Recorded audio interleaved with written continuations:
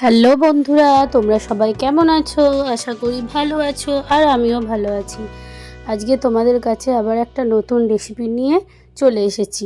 একটু গল্পও করব, আড্ডাও দেবো, আর রেসিপিটাও তোমাদের দেখাবো।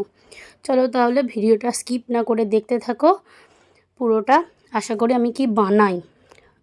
রেসিপিটার নাম হলো নিরামিষ পেঁপে আলুর ডালনা ছোলা দিয়ে। অনেকজনে তো পেঁপে খেতে চায় না। এইভাবে একবার পেঁপে রান্না করে দেখবে, রুটি, পরোটা, লুচি সব কিছুর সঙ্গেই ভালো লাগবে। আর পেঁপে খাওয়া তো তোমরা জানো স্বাস্থ্যের পক্ষে ভালো। তাহলে চলো ভিডিওটা শুরু করি। দেখো, ফার্স্টে পেঁপে, কাঁচা লঙ্কা, আলু ডুমো ডুমো করে কেটে তার সঙ্গে নুন আর ছোলাটাকে প্রেসারে একটা সিটি দিয়েছি, বেশি না, দিয়ে সেটা ঢেলে নিয়ে এবার কড়াইতে তেল দিয়ে তাতে 5 ফোড়ন, তেজপাতা ফোড়ন দিয়ে দিয়েছি। এবার একবারেই সব মশলাগুলো এখানেই দিয়ে দেবো। পরিমাণ মতো নুনটাও দিয়ে দিয়েছি। তোমরা চাইলে একটা বাটিতে গুঁড়ো মশলাগুলো গুলে নিতে পারো, আমি কড়াইতেই দিয়েছি।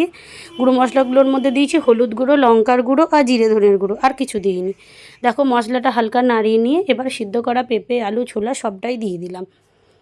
এবার খুব ভালো করে কষিয়ে নিচ্ছি। দেখো কষানো হয়ে গেছে, বেশি তো কষাতে লাগবে না, সিদ্ধ করাই আছে।